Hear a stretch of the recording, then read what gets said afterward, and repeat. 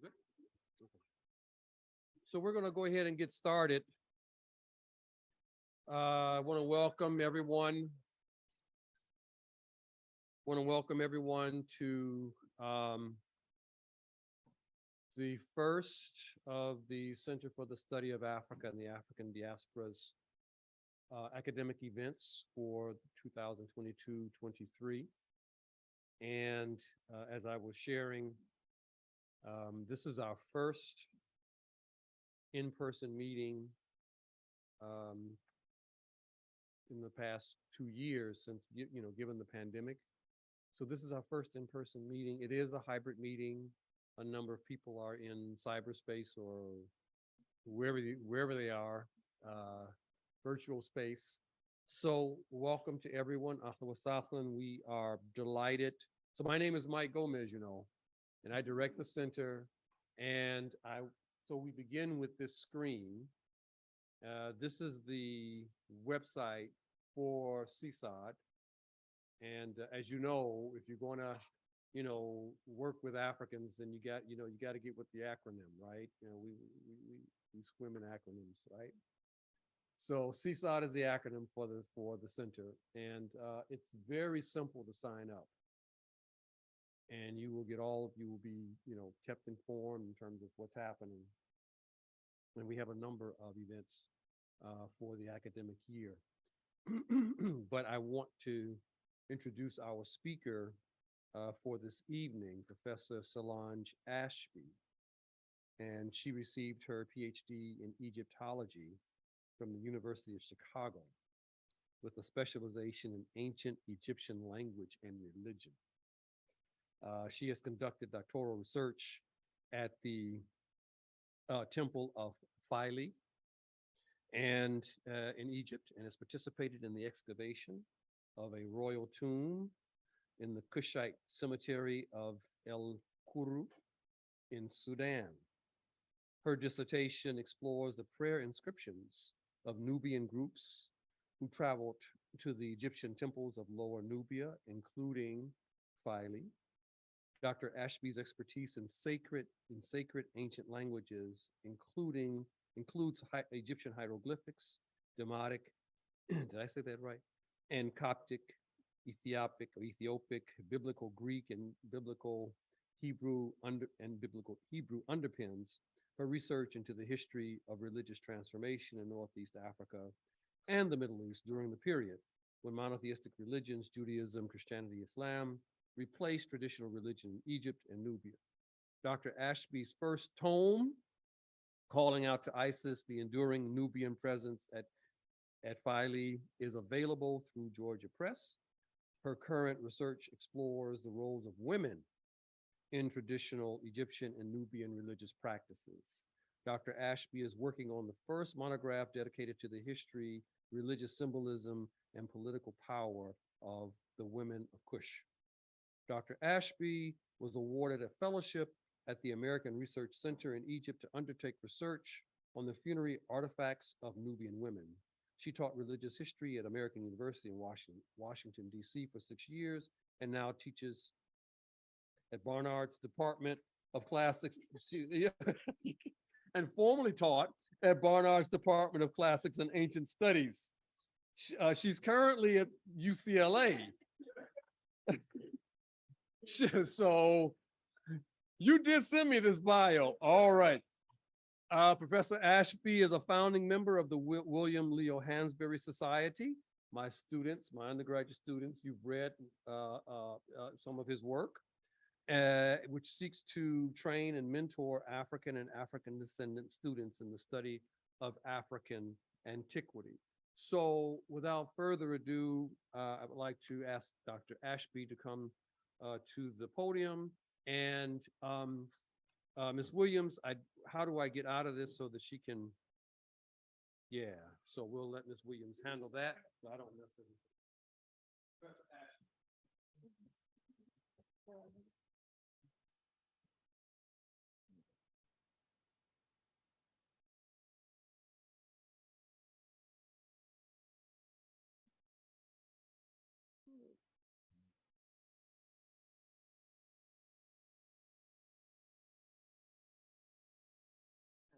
And then you said to click more here.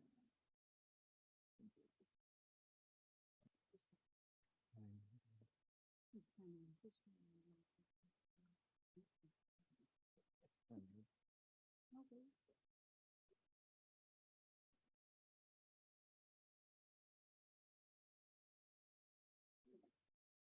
It's okay. Oh, okay. All right. All right. Good evening, everyone. Thank you. I'd like to thank Professor Michael Gomez for inviting me to address you this evening, and to acknowledge Ms. Charisse Taylor for handling all the logistics of my visit seamlessly. So to begin, Africans of the Nile Valley understood female power and presence to be an essential enlivening element in maintaining ma'at, the balance of male and female energies, in order to cultivate divine right order in the world and in the cosmos. This lecture will explore three roles: priestess, queen, and goddess, held by women in ancient Nubia, where women were especially prominent in royal, ritual, and social roles such as kinship lineage. The priestesses include priestesses of Hathor and the gods' wives of Amun, two ritual roles that functioned in close proximity to the ruling king. Queens of Nubia played a powerful role within the royal family.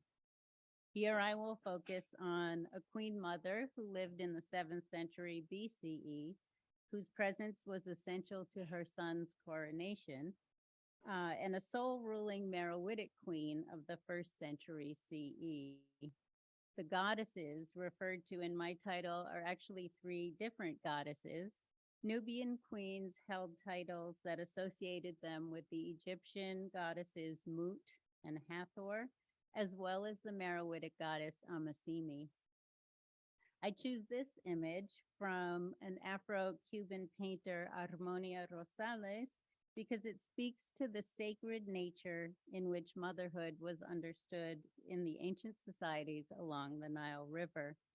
The title of the painting, of course, The Virgin, derives from Catholicism and diverges sharply from the sacred sexuality celebrated in ancient Nubia.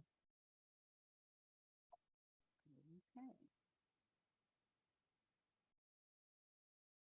My current research focuses on 5 Nubian women whose history I relate within the conceptual framework of the sacred South. This concept notes that all of the essential religious items, incense, gold, ritual dancers, and sacred falcons, to name just a few, that were used in Egyptian temple practice, were obtained in Nubia, or the land of Punt, which lay to the south of Egypt. Nubian women, too, were an honored and essential element of kingship ideology and temple practice that arrived into Egypt from the sacred south. The narrative framework of the Egyptian myth of the distant goddess, also called the myth of the Eye of Re, narrates this idea through the tale of the sun god Re, whose daughter Hathor roamed the vast deserts of Nubia in the form of a ferocious lion goddess. She was slaughtering humanity, which had rebelled against her father. In this mythical time, Re ruled as king in Egypt. 2 gods were sent to fetch the goddess, and they plied her with wine and beguiled her with animal fables, which bear a striking resemblance to Aesop's fables. Once sedated, the goddess was enticed to return to her father in Egypt. At the southern border of Egypt, at the temple of Philae, the goddess bathes in the Nile. Her flames of rage were extinguished by the waters of the river, and the lion goddess is transformed into the goddess of love, music, and dance. The ferocious Tefnut becomes Hathor and is reunited with her father. Each of the five women about whom I am writing appropriates symbolic elements of the so-called distant goddess in order to present herself as a manifestation of Sekhmet Tefnut Hathor, a multifaceted goddess who shapeshifts according to her mood. She can be a beautiful woman, Hathor, a bloodthirsty lioness, Tefnut, or a deadly plague, Sekhmet. The five women about whom I am writing are called Ashayet, Amenirdus I, Nasalsa, Amani Shaketo, and Tayese. So a little bit about each of them. Ashayet was queen of an Egyptian king named Mentuhotep II, who lived around 2000 BCE. This Egyptian king reunited a politically fractured Egypt and inaugurated what is considered the classical period of ancient Egyptian history, language, and literature. Amenirdus I, who lived about 1300 years later, was a powerful royal woman of Kush, whose family conquered and ruled Egypt as the Kushite 25th dynasty. Nasalsa was a Kushite queen who birthed two kings of Kush. Her role in the dynastic succession and the coronation rites of her sons demonstrates the exalted power of the Kushite queen mother. Amani Shaketo was a sole ruling queen who lived in the 1st century CE during Merowe's golden age, a period when 5 powerful queens ruled the kingdom of Merowe. And finally, Tayese was a matriarch in the well-attested Waiakia family from northern Nubia in the 3rd century CE. I use her story, that of Tayese, to explore the importance of kinship lineages as an organizing principle of Nubian society. So the history that I'm writing performs an act of recovery. Nubian history has largely been ignored in the teaching and writing about the history of the ancient Nile Valley. The preference has been to focus on the big men of Egyptian history, pharaohs and their military victories, gold and pyramids. My work will present a different face of this ancient culture, one that prioritizes women, spiritual practices, and the primacy of Nile Valley culture as practiced in the sacred South. I center the female and the Africanity of her traditions. It is a different way to approach the long history of the many populations that lived along the Nile River. Before discussing the women, let me get you oriented in Nubia, introduce you to some of the various populations that resided there, and discuss a bit about the goddess Hathor, whom I've come to call the women's goddess. I will then turn to the topic of this lecture, the 5 Nubian women, and will conclude with a nod toward the continued power of the women in Nubian culture, both in early Nubian Christian tradition and in the 2019 revolution in Sudan. So Nubia is traditionally located in what is called the Middle Nile Valley between the first cataract here, traditionally considered the southernmost border of ancient Egypt, northernmost border of Nubia, and the 6th cataract located there. Although not many archaeologists have bothered to excavate south of the 6th cataract, so the reach of the kingdoms of Nubia may well have extended further south. For example, very exciting research is being conducted in the eastern desert in the vicinity of the Atbara River. Arrow is not appearing. Okay, the Atbara River here. Sorry about that. And into Western Eritrea and Ethiopia, perhaps revealing the ancient land called Punt by the Egyptians. This land was the source of incense, ivory, gold, and people who knew the gods' dances, according to the ancient Egyptians, again, bringing to mind the concept of the sacred South. It is important to also point out, I don't know why my arrows are not showing up. It's showing up here, but not on because what we have to do is we have to reshare it. Sorry. Okay.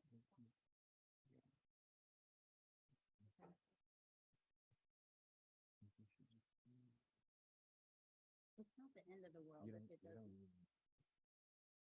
No, you can just, yeah, you don't have to do present review.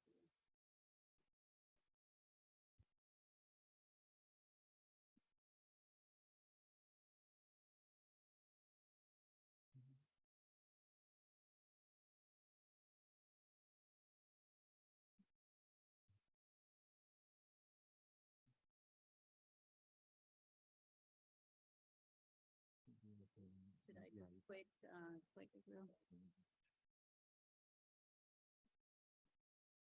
No, I think this is Oh, okay, good. Thank you. Thank you. Thank you. Okay, so there is the Atbara River where this exciting new excavation work is happening, which may be revealing for us the mysterious land of Punt that the Egyptians talk about in their hieroglyphic inscriptions in temples back in Egypt. I wanted also to point out this city in southern Egypt because it's going to be an important location for two of the Nubian queens that I'll be talking about. Okay, so Thebes was the southern capital and an important center for the worship of the god Amun, whose massive temple stands in Thebes. It's called Karnak. Two of the Nubian women I will discuss today held powerful ritual and royal roles in the city of Thebes. Ashayet, that earliest woman, was queen and priestess of Hathor there, as well as Amenirdus, who served as a god's wife of Amun that I'll talk more about in a minute. So then on the map to the right, I'm going to point out just the capital cities of these three chronological kingdoms of Kush. And they span a period of 3,000 years, so they're contemporary with all of ancient Egypt. That first city being Kerma, the oldest capital city, and you can see the dates at the bottom of the slide. This kingdom lasted for an amazing 1,000 years. Followed then by the Napatan period, capital city located at Napata at the Fourth Cataract, and then finally the Marowitic period with its capital located much further south at Merowe. And this late period is contemporary with Greek and Roman rule in Egypt. Excuse me. So about this goddess Hathor. Hathor is often portrayed as a cow or a cow-headed goddess, or even a woman with cow ears, as you see on the right there. The goddess is first attested in the Egyptian pantheon during the 4th dynasty. That's about 2600 BCE, so contemporary with the kingdom of Kerma in Nubia. And this is 500 years before Ashayet was queen and priestess of Hathor. The name Hathor is actually a Greek rendering of the Egyptian name Hut-Her that you can see in the hieroglyphs there. So the two signs write the enclosure, that's the box around the bird, and then of Horus, and that's the falcon represented in the center. Hathor then was partner to Horus, who is manifest in the king of Egypt.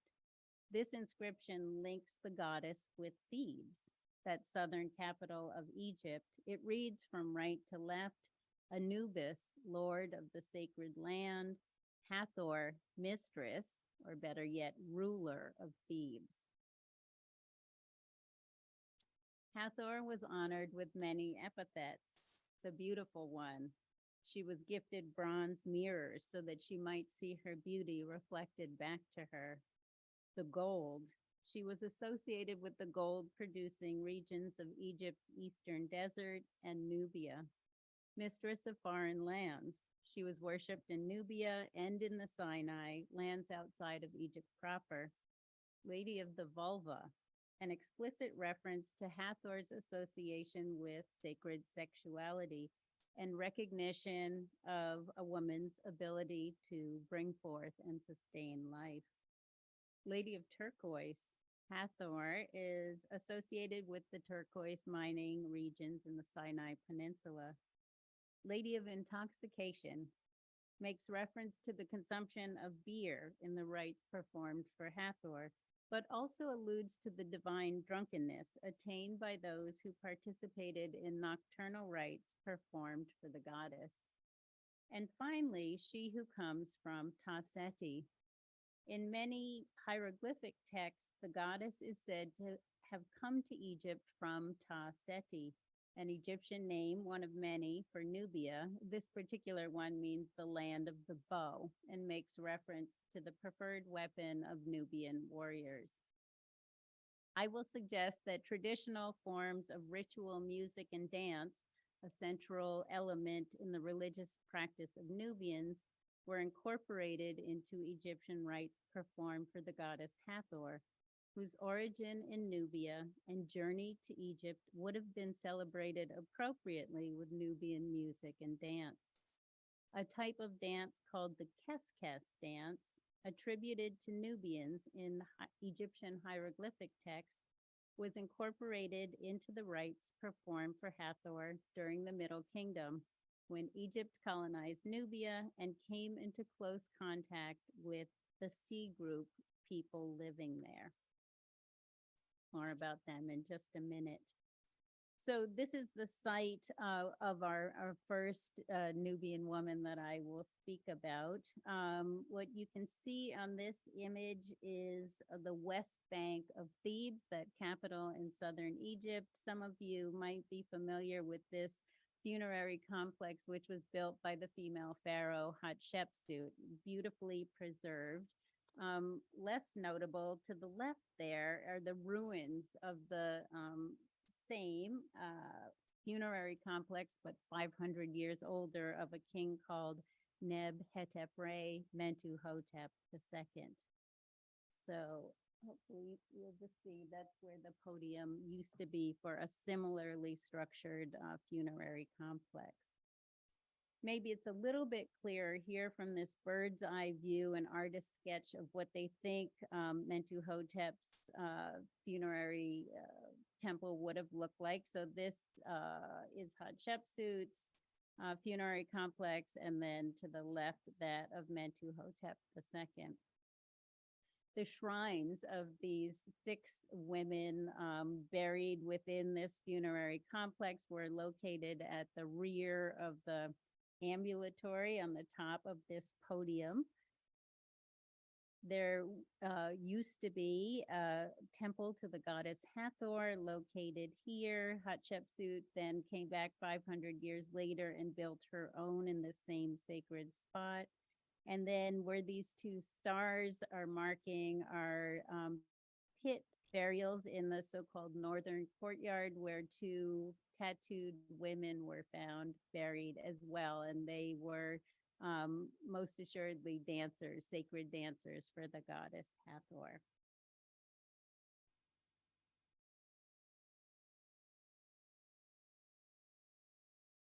So these populations in Nubia during about 2000 BCE. I referred earlier to the C-Group. This map shows where they would have been located in northern Nubia. The C-Group is an ethnic designation given by the Harvard archaeologist George Reisner to populations living in northern Nubia. Reisner identified the C-Group as living between the first and second cataracts of the Nile, here in yellow, while another group called the Medjai lived to the east in the eastern desert of Nubia, and they're shaded brown there. The Kerma culture was centered at the capital city at the Third Cataract, and the area of their kingdom is shown in green. I'm mentioning the C-Group people because it's my assertion that Ashayet, the queen I'm talking about, and the other 5 women buried in the temple funerary complex of Mentuhotep II come from this C-Group population.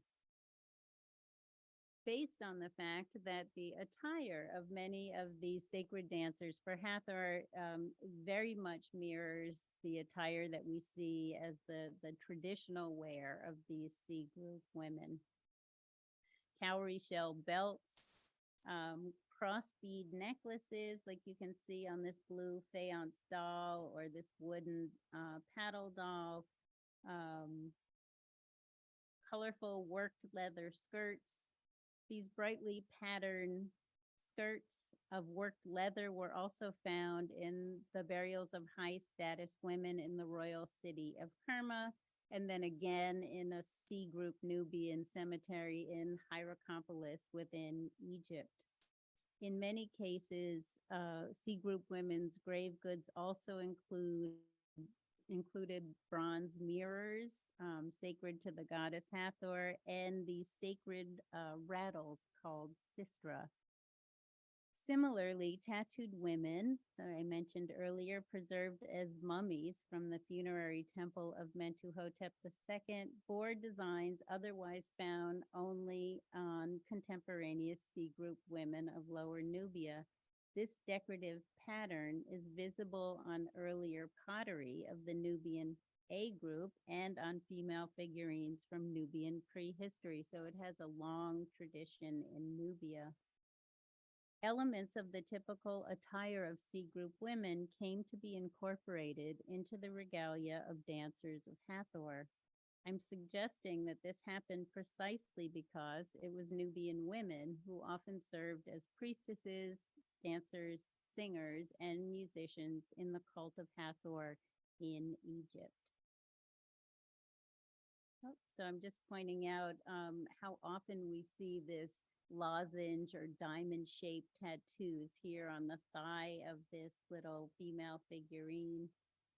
At the bottom of these so-called paddle dolls, so they're just flat wooden dolls that have decorations showing what would have been tattoos. Okay, so here is the stone sarcophagus of this queen called Ashayet. The painted interior preserves 2 of her titles. So there in the hieroglyphs, they read sole ornament of the king and priestess of Hathor. Ashayet displays the title queen on the front of her shrine, so above ground. But you can see the queen seated here and here, sniffing a lotus, a symbol of rebirth, and receiving offerings, including fresh milk, a rite that I have suggested is uniquely Nubian. I have argued elsewhere that the depiction of Ashayet suggests clearly that her heritage is from the contemporary Nubian population referred to as C-Group. Several other elements point to origins south of Egypt. Linguist Julian Cooper has suggested that the C-Group people spoke a Cushitic language. Cooper points out that the names of Ashayet's attendants here on the right are derived from a Cushitic language. One name written in the Egyptian hieratic script is Mekhenet, which matches the Cushitic lexical root keken, meaning love, found in the Beja languages from the Eastern Desert, among the Sahel Afar people in Ethiopia, and in Somali, the Somali language. Both women are referred to with the ethnic designation Medjai, so those people from the Eastern Desert and Nubia. The second attendant is labeled as the Medjai Federtit. Please note that the second woman carries a mirror in a handbag. This object is sacred to the goddess Hathor. So now moving on to the second woman, Amenirdus I. Her name means Amun gave her, a very appropriate name for someone in the role of God's wife of Amun, and most assuredly not her original Nubian name. So she would have adopted an Egyptian name to assume this role in Egypt. Her vulture crown, so I hope you can see there, she has the wings of a vulture kind of over her head, connects her to the goddess Mut, whose name is written in the hieroglyphic script with the image of a vulture. Mut, an Egyptian goddess, was the consort wife of Amun. As the god's wife of Amun, Amenirdus embodied the goddess as she served as the wife of Amun. That image on the right comes from her burial shrine at a place called Medinat Habu on the west bank of the Nile at Thebes. Note that her name here is enclosed in a cartouche, which was generally only ever used to enclose the Egyptian king's name. So she's being marked as a status equivalent to a king. As the highest ranking priest of the Amun temple at Thebes, Amenirdus essentially ruled Egypt on behalf of her father Kashta, who after his initial conquest of Egypt installed Amenirdus as the god's wife of Amun and then returned to his kingdom in Nubia. So a bit more about her esteemed family lineage. This family tree of the Kushite royal family places Amenirdus in the center of a family of powerful Kushite women. As the daughter of Kashta and sister of Pianki, Amenirdus provided continuous Kushite ruling presence in Egypt as her male relatives sought to conquer and hold Egypt while also ruling their kingdom in Nubia. Amenirdus in turn adopted her brother Pianki's daughter Shepin-Wepet II as her successor. Shepin-Wepet II later adopted her brother Taharka's daughter Amenirdus II. It is likely that the Assyrian invasion of Egypt and expulsion of Egypt's Kushite rulers deprived Amenirdus II of the chance to rule as God's wife of Amun. The last Kushite king, Tanwetamani, not shown on this family tree, retreated to Nubia, where the royal Napatan line continued to rule for generations. More on that in a minute.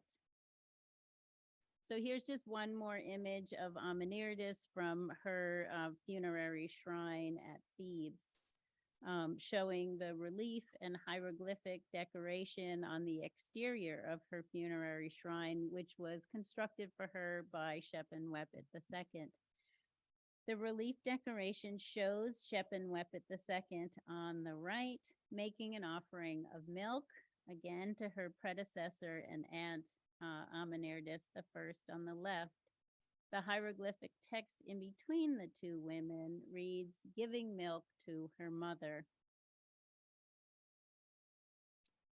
Okay, on to the Napatan queens for our third woman. So we're leaving Egypt now for the land of Nubia, home of the Kushite kingdom. The imagery and ritual titles held by Napatan queens closely associates them with the goddess Hathor. The first two titles that you see on the slide here, Chief Priestess of Hathor, Great One of the Yamet and Hetes scepter. Okay, that didn't come through, but just take my word for it. These two scepters are, it's Yamet and Hetes, are closely associated with staffs of authority within the worship of the goddess Hathor. The next two titles, Sistrum Player before Amun-Ra and Singer of Amun, identify the queen with the goddess Mut, consort of Amun, a god closely associated with Napatan kingship. So the sistrum that I mentioned earlier, this sacred rattle, I'm just showing you a beautiful image from Chester Higgins Jr. taken of a modern woman worshiping at an Egyptian temple, and she's holding this sacred rattle behind her. This was, of course, an instrument to be played for the goddess Hathor. So the Napatan queens served as singers in praise of Hathor. Our specific Napatan queen is Nasalsa. She was the daughter of the first Napatan king to rule after Tanwetamani. So Tanwetamani had been expelled from Egypt. And so now the Napatan rulers are solely holding their own kingdom in Nubia. She was the mother of two Kushite kings, Amlamani and Aspelta, as well as Queen Madikan. Aspelta's adoption stela, shown here, a drawing of the actual stela, refers to Nasalsa as, and these are her titles, king's sister, a king's mother, mistress of Cush, and daughter of Re. The inscription further states that Nasalsa was the daughter of the adoratress of Amun-Re at Thebes, called Amenirdus. Thus, Nasalsa's mother was likely the god's wife of Amun, Amenirdus II, who was deprived of the right to fulfill the role in Thebes, but likely returned to Cush to become a queen mother. The mention of daughter of Re as an epithet of Nasalsa was the first time a queen of Cush had used that title. This tradition is upheld by later Kushite queens, and the title connects Nasalsa to Hathor Tefnut in the myth of the Eye of Ra, or Re. The queen mother was instrumental in providing legitimacy for her son to ascend the throne. She had a central role in the coronation rites, during which she addressed the god Amun on behalf of her son. In the lunette, so this curved upper portion of the stela, we see Nasalsa on the right shaking Sistra as Amun confers his blessing on her son Aspelta, kneeling before the god, while the goddess Mut stands behind Amun in his ram-headed Nubian manifestation. Okay, so jumping ahead 600 years now to the Marowitic period, we will consider a sole ruling queen from this golden age of Merowe. Royal women of the Marowitic foray, which means ruler, whether male or female. 3 Marowitic queens indicated with red hashtags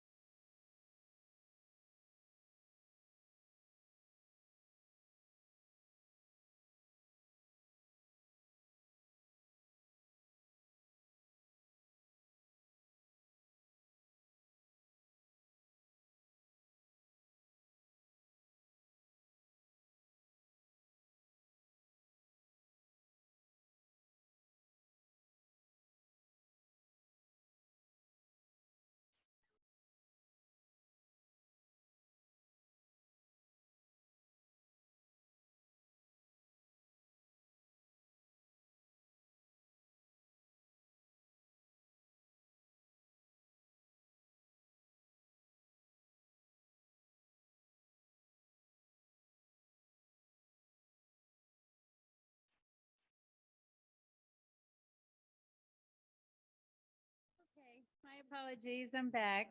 Ah. Okay, so the Marowitic title Kandake refers to the king's sister as Queen Mother. It was the status of the Kandake which allowed her offspring to be eligible to ascend to the Marowitic throne.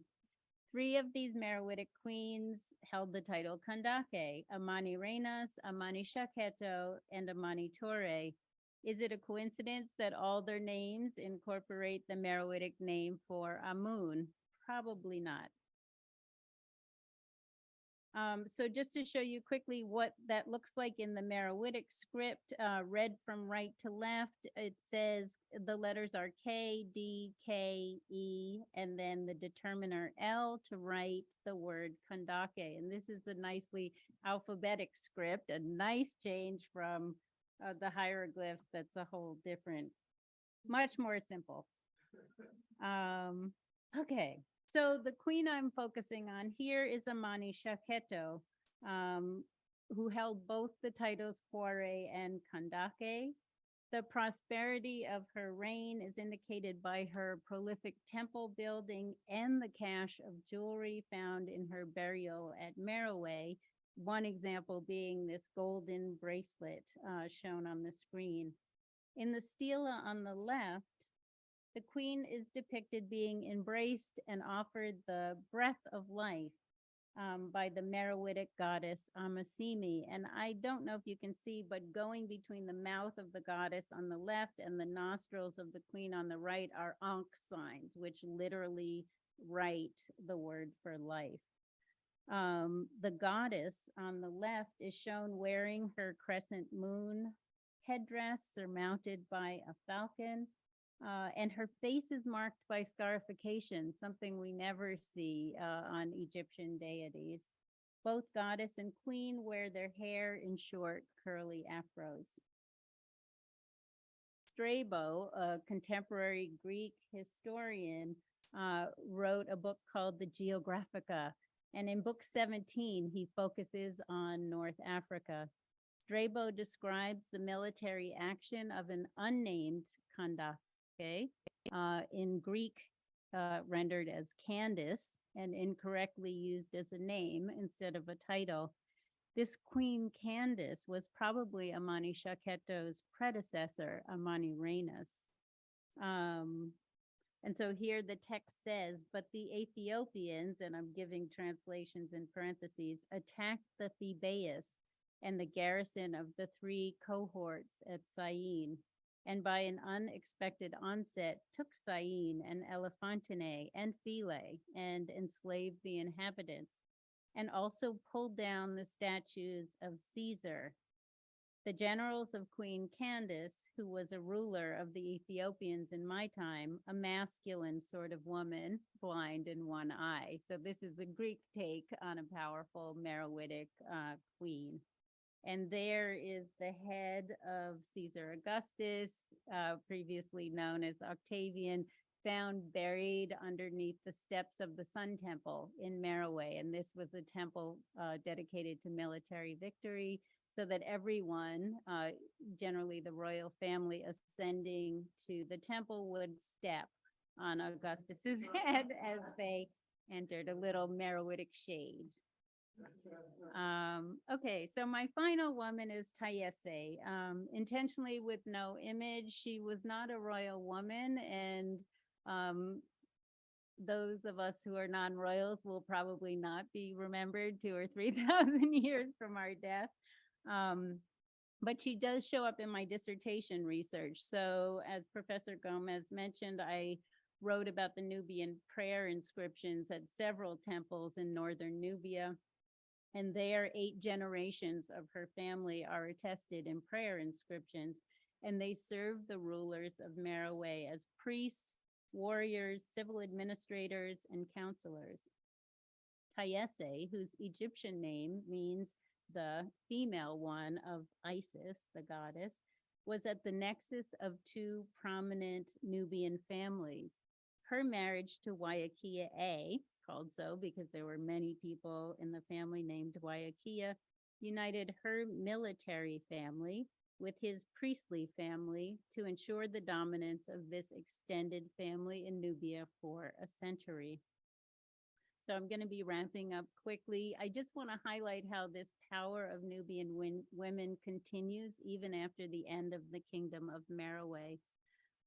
So here we see a painting of Martha on the left, Queen Mother of the Nubian Christian kingdom called Makuria, from the cathedral at Faras in northern Nubia. It was painted in the 11th century CE.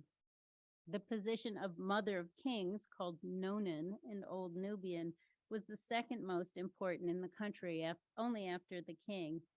The elevated status of women was reflected in the ability of everyday Nubian women to inherit, own, and trade property in their own names.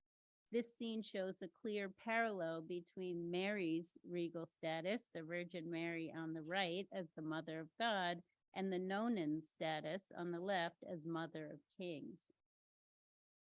And then finally, maybe some folks are aware of this Kandake of 2019, I'm going to call her. In 2019, a 22-year-old student dressed in the traditional attire of a Nubian woman, this white wrapped gown called a thawb with gold moon earrings, led the crowd in Khartoum in protest, which toppled the 30-year dictatorship of Arabized rule in Sudan on April 11th, 2019. She chanted in Arabic, "What do my people want?" The crowd answered, "Revolution." So I will just wrap up by saying, two more slides, that my book on these women is under contract now with Princeton University Press, so maybe look for it in 2025. And I just want to end, as I always do, by giving a shout out to the William Leo Hansberry Society. With this esteemed group of scholars, we are working to mentor and bring in people of African descent to study African antiquity. And I want to give a special shout out to my friend and colleague, Deborah Hurd, from whom I learned this really nice, concise term, the Sacred South. So I'll just end there and thank you for your attention and patience.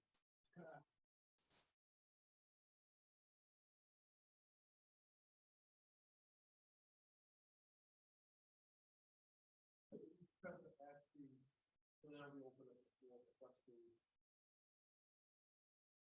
comments. Yes. I have a question. When talking about the things that come from humanity, temple, the Napata, you said it was consciously, or that she ordered the direction of it. I was wondering, I went to the Metropolitan Museum of Art and just checked where there's a lot of statues of Hatshepsut, and they said that it was recovered from where was it the same one? I have to imagine, yes. I want to just correct one thing. So I guess it didn't come through clearly. I was trying to show the two temples side by side, and they are built side by side. Mentuhotep II, Neb-Hetep Re, built his temple in 2000 BCE, and Hatshepsut 500 years later in 1500 BCE, about. So yes, I was just there myself today because the Met's got all the goodies from this site, right? Yes, I have to imagine that those big, beautiful statues of Hatshepsut did come out of that funerary complex there. Yeah. As well as throughout the Met, there are all these beautiful statues of Sekhmet with a big lion head. And those are coming from a later 18th dynasty. So Hatshepsut was in the 18th dynasty, but that same area. So it's so rich, all the artifacts that have been recovered there. Thank you. Yeah.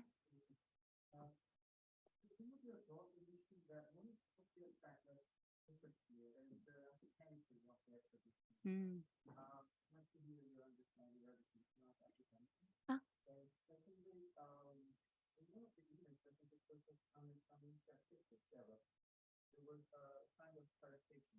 I'd like to know if that clarification was an example of one could be considered as an example of that Africanity that we Okay. All right. All right.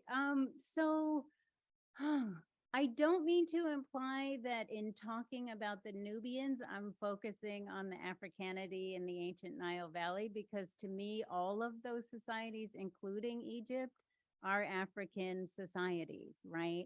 As my colleague likes to say, there's so many ways to be African, right?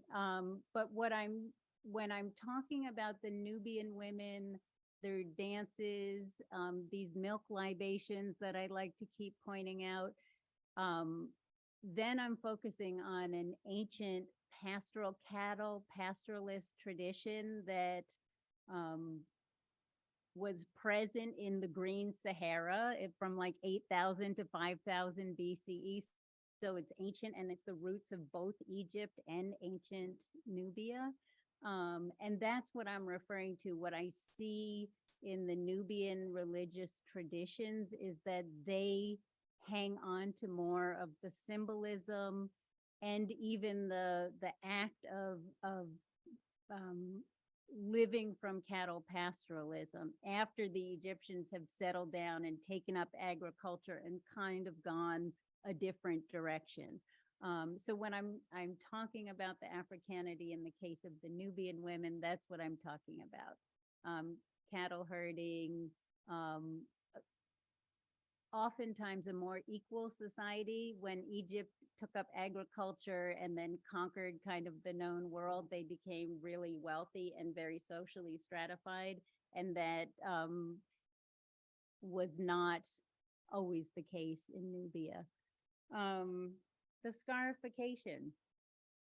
Yes, I mean, that is practiced in many places on the African continent, and even today in the Horn of Africa that I know about, right? So that you can still see people in the Sudan who have marks on their faces that are very clearly related to their particular ethnic group, right? And so I don't know enough about what those 3 scars on the face of Amasemi might indicate in terms of how the Marowitic rulers understood her ethnic designation, but I'm certain that it did signal something to them about her. And oh, if I could find out and know, like, what did that mean, right?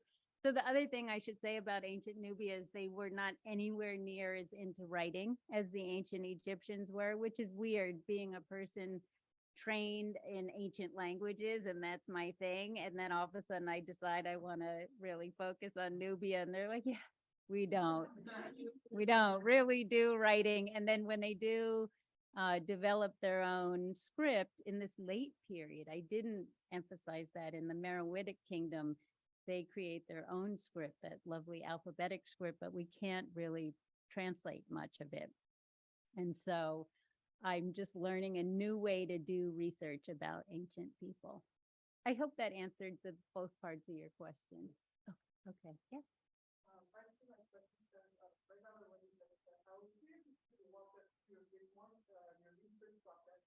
And what it looks like, because the mother historian is very admirable with my colleagues working. Much extensive times, like it was 20 years and you talked to us about it. Yeah. So just also I guess about your sources, like epigraphics, there was a Greek historian, like what kind of sources, what process, where did it take, all those processes. Okay, okay. This might take me a minute, but so as I said, I'm trained as an Egyptologist. At this point, you cannot train as a nubiologist, as we call it. And so I just learned all the phases of the Egyptian language, which is, 5 different phases, 4 different scripts. It's very complicated. And so my first inclination is to just read the Egyptian sources, because they wrote on every single surface that they could find, in tombs, in palaces, on objects. And so it's very well documented. But they also spent at least 500 years and a couple of phases of colonizing Nubia. And so as any person who lives in a colonized land, you know that the reports of the colonizer are not going to be kind. in describing the culture of the colonized people. So I'm reading Egyptian sources, but always sort of with an eye to there's negative propaganda, and then there's sort of later Egyptologists liking to emphasize the negative propaganda. And so now when I'm talking about these women, especially after those first two who are tested at Thebes and they've got all the great Egyptian hieroglyphic text about them, when I start talking about Nasalsa and those later queens, it's much more about looking at the artifacts that they're buried with, and looking at the locations that where temples were built and where royal burials happened, and looking at which Egyptian gods they decided to adopt into their own indigenous pantheon. And so we see Hathor there. We see a lion-headed dwarf god who's always shown naked with his tongue hanging out, and he's associated in this myth of the distant goddess as well with Hathor. And so I'm just looking more about what did the Nubians sort of pick and choose from the Egyptian culture, and what did they reject, and then which of their own indigenous deities did they also bring to the fore to try to piece out what kind of rituals were important to them, and what ways did they want to talk about it, in terms of using Egyptian deities, or no, for this ritual we must have our own indigenous god or goddess.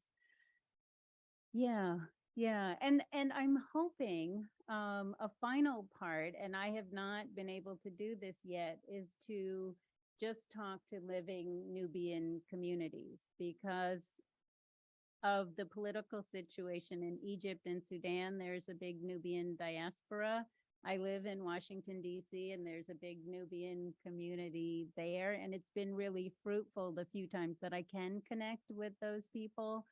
And so even though that is a culture that in a lot of ways has been shattered through the flooding of Nubia, Lake Nasser was built and basically just destroyed all of Nubia.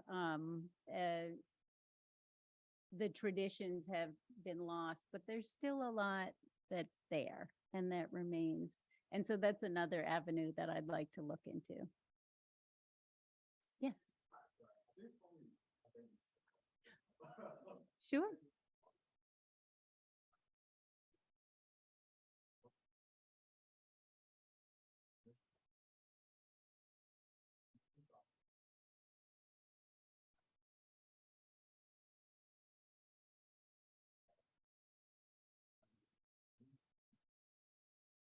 Adoption as in the god's wife of Amun adopting their successor.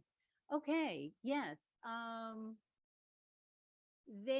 So Egyptologists have traditionally said that these gods' wives of Amun were required to be celibate, although Miriam Ayad, an Egyptian Egyptologist who's written a lot about them, says there's nothing in the text to support that. They just don't have male partners, right? And so, but the fact that they are not having male partners, then the way that they are passing on power, this role to another woman, is through this act of adoption. It is in the Kushite period always within the royal family, as I showed through that family tree. And they do refer to their predecessor as my mother, right? So it is sort of reiterating this connection of mother to daughter, which is incredibly powerful. I love that a Nubian woman who I know from Egypt says that when she goes back to her village, or is back with her people from her ancestral village, that her daughter is still known by daughter's name, and then daughter of, and mother's name, right? And so this that I see in the ancient inscriptions at the Temple of Philae, where the men are saying, I'm so and so son of, and he names his mother, that this tradition lives on in Nubia. And so that's what I want to really explore with that woman Tayese, to sort of talk about a very specific Marowitic term called yet mede that we can't translate, but it is everywhere in the Nubian written inscriptions, where they're just saying, I am yet mede to this person and yet mede to that person. And it seems to be talking about placing the individual in a maternal lineage of an extended family. But I still need to do more research on that. I hope that answered your question. Okay. Okay.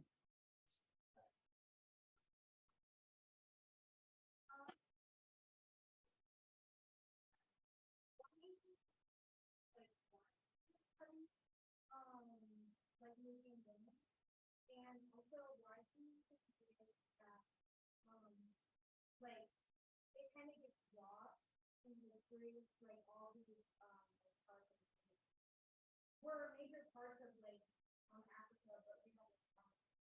Yeah, so I got interested in studying the Nubian women because my dissertation, all of the 100 prayer inscriptions that I described were written by men.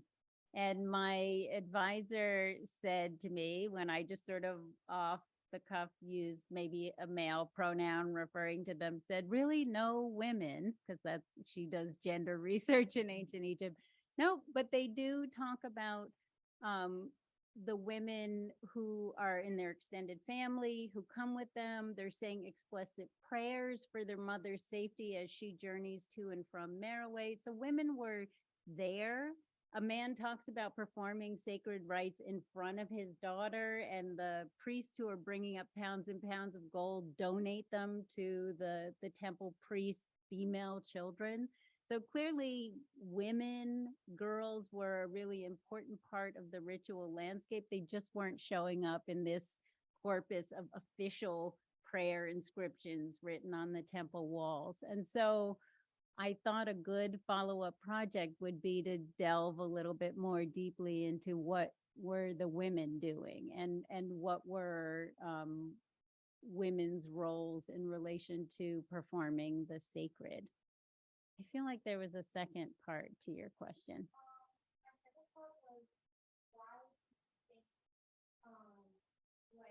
the empowerment of women in Africa is kind of lost. You already know the answer to that question.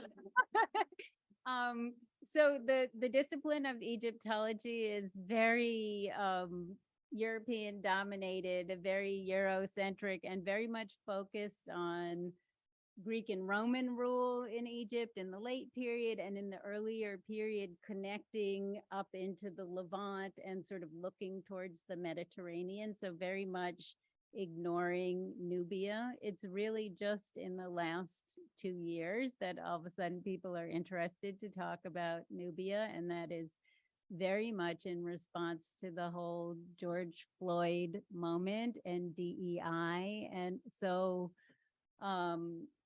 it has just been a kind of a neglected history, and it's also goes against a prevailing narrative, right? That's sort of the big men sort of way of telling history, the conquest and domination and colonizing history, because Egypt itself was inflicting colonization on Nubia. And so I think for British colonists in Egypt, it wasn't really appealing to study the colonized people in Nubia, right? If you will. And so I'm hoping that that will change. And I think that that's a big part of what we're trying to do here. Some of my colleagues in this group are from Nubia, or they are people who are specifically focused on researching ancient Nubia. And we're not the only folks doing this work. There's a lot of work being done by archaeologists in Europe, for example. There's a lot more Nubian studies going on there. But it's a mind shift, right? To sort of look at these people who had been othered even by the ancient Egyptians, and finally, I'll just say it really pushes back against a narrative of white supremacy, frankly. If we have a woman warrior queen who is like disrespecting the head of the Roman emperor, right? It just doesn't go with the narrative. And so, for all of those reasons, Nubia has been a bit neglected. Yeah, yeah, yeah.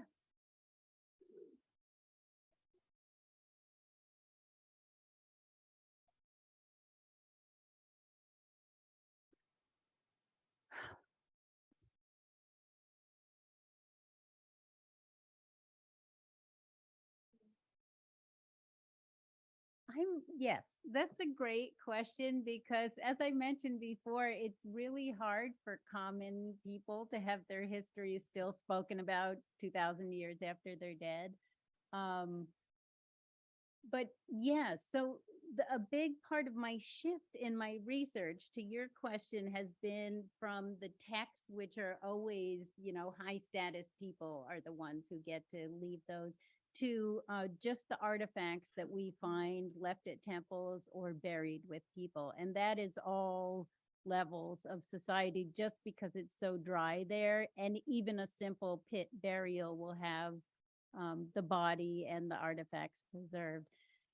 Um, are they with the divine feminine? I'm just going to answer off the top of my head that I think within, for example, the C-Group populations, these nomadic cattle herding people, they did not have a really hierarchical society, like a priesthood sort of structures that were temples. It was much more egalitarian, not written, much more communal rights. And so I think that something similar that I'm claiming for these Nubian queens was actually true for the regular old women who were out there tending their cattle, that they were valued parts of their society, that it was men and women were both understood as two halves of Ma'at, right? This divine right order.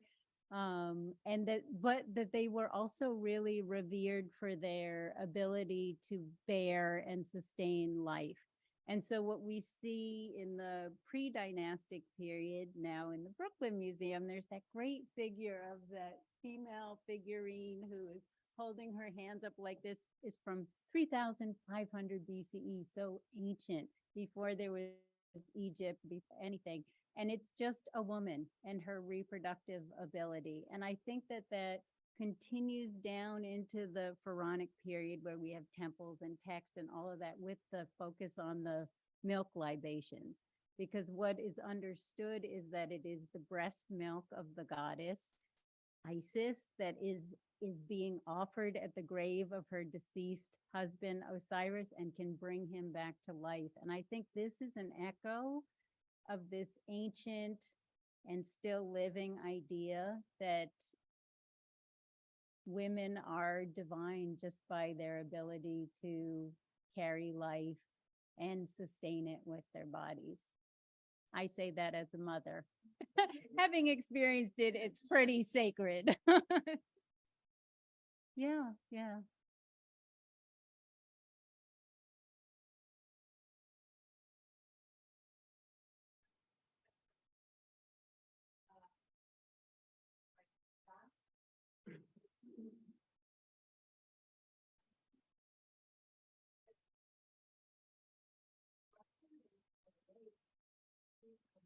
Mm.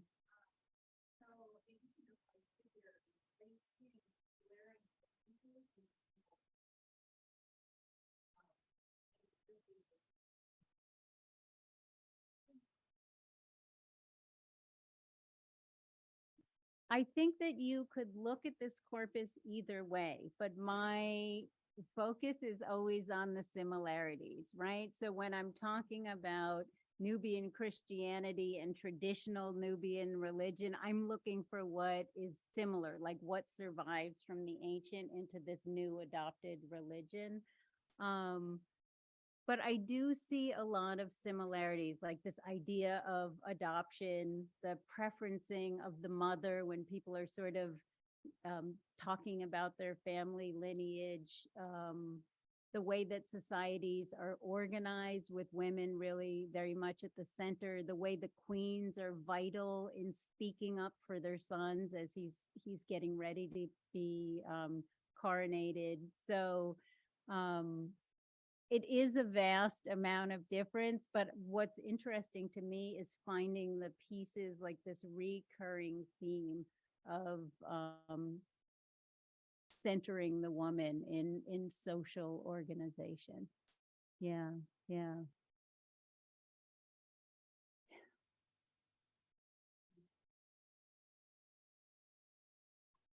Do I dare click on it?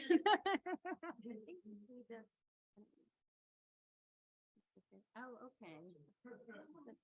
Oh, this gentleman I met at the Met this afternoon, and we were in the Dynasty 11 room looking at all the artifacts recovered from the shrines of Ashayet and her fellow priestesses of Hathor. So hi, Hawk. Nice to see you here. Let's see. Always outstanding information. What's the latest with regard to connections between Egypt, Nubia, and deeper Africa? Say Uganda or the Great Lakes region. Oh, okay. Not exactly my area. Anissa Malvosan, top row, second from the right, is talking about connections from the Nile Valley into Nigeria and looking at the ceramics there. So look forward to her dissertation she's completed. I'm hoping she will publish it soon. And she is working with the Brooklyn Museum. So she is here local. Just so I can have an answer for you, I will say that what's really interesting to me are the inscriptions that have recently been discovered, like in the last 15 years, way out in the Western desert and on into the modern nation of Chad. They're inscriptions left in the name of Mentuhotep II. So this is the spouse of Ashayet, that Middle Kingdom king. So we can see that the Egyptians were clearly wandering far, far away from the Nile Valley, and they are making their way westward into West Africa. And we should keep in mind the civilizations around what used to be Mega Lake Chad, right? There used to be a huge standing lake in the middle of the Sahara Desert with populations living there 9,000 BCE, 7,500 BCE. So clearly there were people there for the Egyptians to be trading with. And I think that's all that I'm going to be able to say to that question. But look for Anissa Malvosan. I want to give my colleague a shout out. I see Deborah Hurd is here. Thank you for attending. And I hope that the Zoom is now working for Deborah. All right.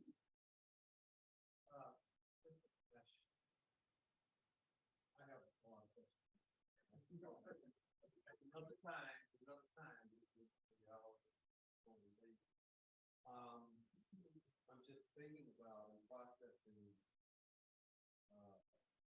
everything you said, and the last comment that you made about moving culture, moving west into what is now Chad, kind of corresponds with this earlier theorization by Susan Bill, who by very different markets contains that in fact.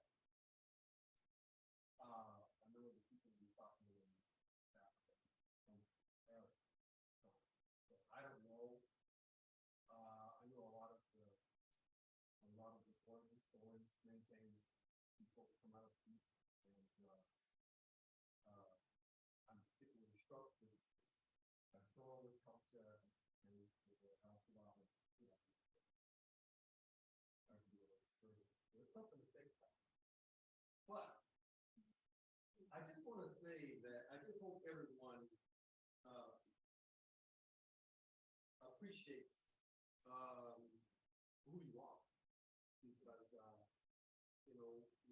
same institution, University of Chicago, and we do very different projects, different times. I know a little something about that, and the difficulty of challenges that African descended persons navigate in the state. The African descended woman. It's just a rarity to be able to be, this accomplished, and have this level of skill. And so, I'm really honored. Thank you.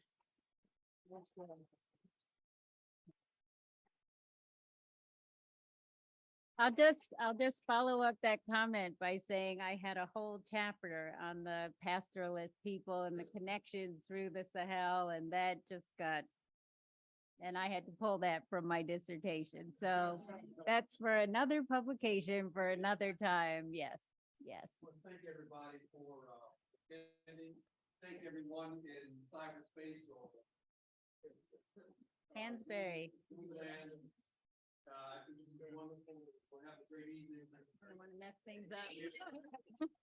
Stop sharing, and I Thank think we're you. gonna Yes. end the Zoom meeting.